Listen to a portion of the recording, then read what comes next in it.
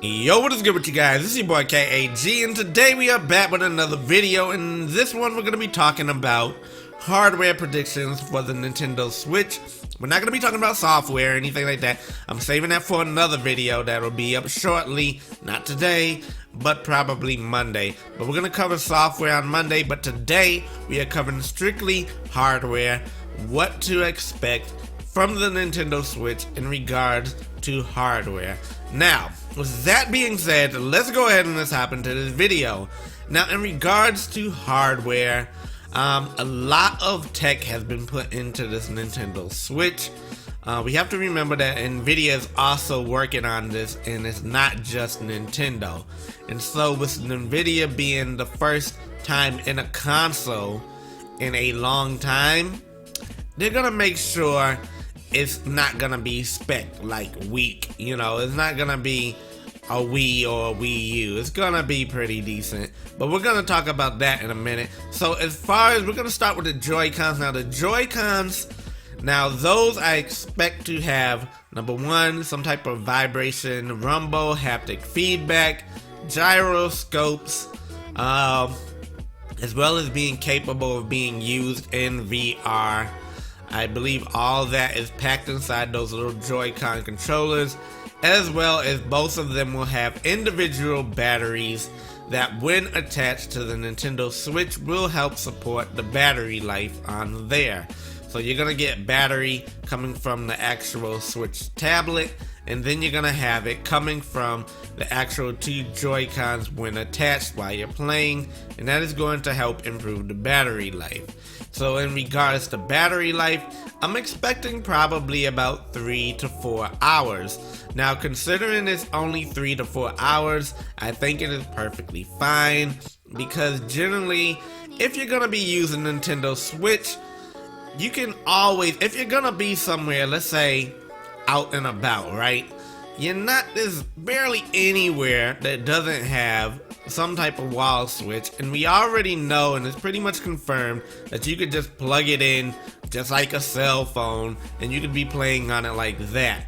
So, and also the fact that it's using USB Type-C, it's gonna be fast charging, so no problems there either. And 3 to 4 hours realistically is good, especially for the amount of graphics that you're going to be getting in this game.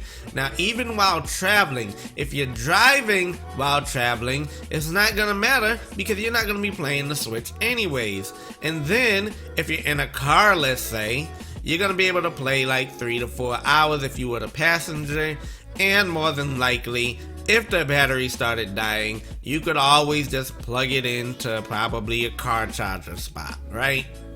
Let's be honest here as far as that. And even if you were like taking like a bus trip somewhere, if you're taking a bus trip somewhere, generally that's only gonna be, let's say if you use public transportation, generally it's no more than an hour, 45 minutes, hour tops, to get to where you're going. And the fact that everywhere has wall sockets, the only time you should really be concerned about having battery life is like if you're out in the woods. That's really the only time, and in that case, more than likely you're driving in an RV, or you went ahead and you brought your car with you, just throw it in there. And if you're camping, you might as well not even bring it anyways, because you're supposed to be enjoying nature. But all that being said, and for those of you who are saying, oh, well, I got long flights from here to there, I travel often on flights. Flights have wall sockets, y'all. You can plug it right in on the plane. It ain't gonna make a bit of difference there.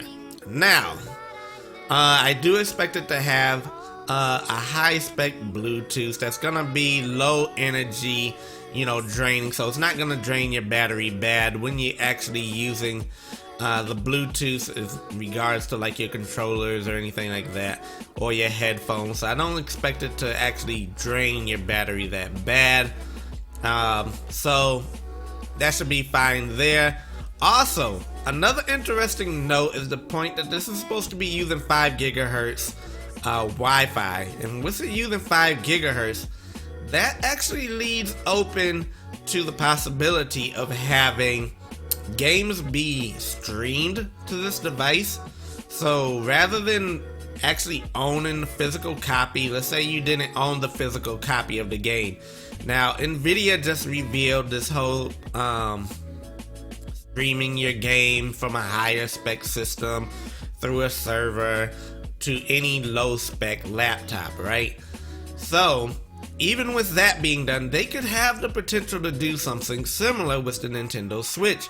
So let's say a higher spec game, you want to be able to play it on the go, or you didn't own the game, you didn't own the hard copy, and you didn't have enough storage for the game on your actual device. Well, technically, if you connect it to the Wi-Fi via the 5 gigahertz, you'll be able to easily be able to stream that game to the device and be able to play it without it actually taking up any storage space on the actual Switch, regardless of whether or not you have a stock Switch and you do not have a micro SD card in it. So you could be in a circumstance like that. So you'd be able to pretty much be able to just stream the game from online. But also another thing to note is, remember a while back when everybody was talking about the Nintendo Switch possibly having, or should I say the Nintendo NX at this time, having a supplemental computing device. Now, regards to a supplemental computing device, this also would allow for a supplemental computing device or a online cloud service to actually assist in the graphics of your game. So for example, if you're playing Legend of Zelda Breath of the Wild, and Joe actually did bring this up, and he's the creator of not the Nintendo Switch, but he's the creator of this patent of the supplemental computing device. The fact that majority of the time it would probably be in the cloud, and my phone is ringing, so I just had to mute it. But in regards to that, you'd be able to actually go ahead and stream, and it improve the graphics of the device while it's not even connected, right? So for example, if let's say you have a limited graphics card on your system, you'd be able to actually stream that to the device, right? And it'll improve the graphics. It'll help assist the system in its graphics and its power capabilities, everything like that. So that wouldn't be technically an issue right there. And I think that may be one of the secret sauce to the actual Nintendo Switch, is the fact that you're probably going to have what is going to be a good system, Pascal based by the way, and that's what I was going to say, is going to be Pascal based, not Maxwell.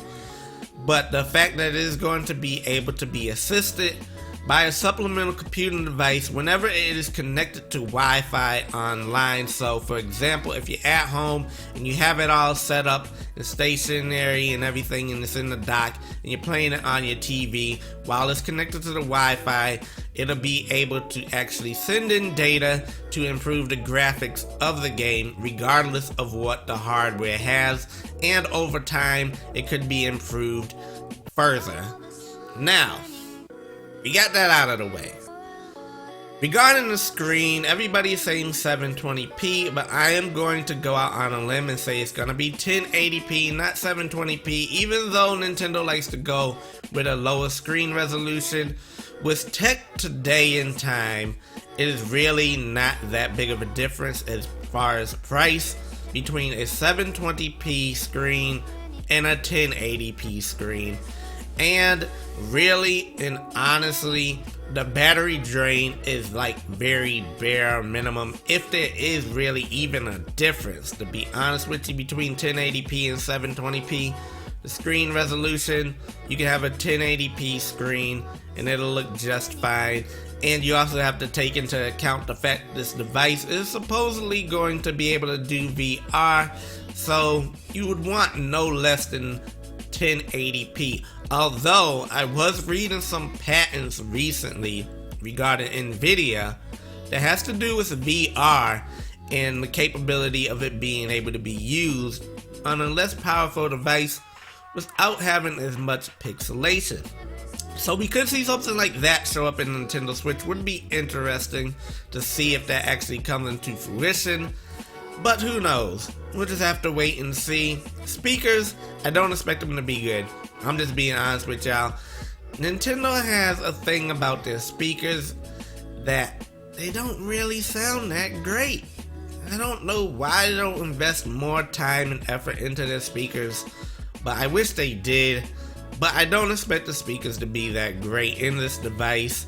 I expect them to be mediocre. I wish they were like really powerful speakers where it could give you like a surround feeling while you're actually sitting there playing a game.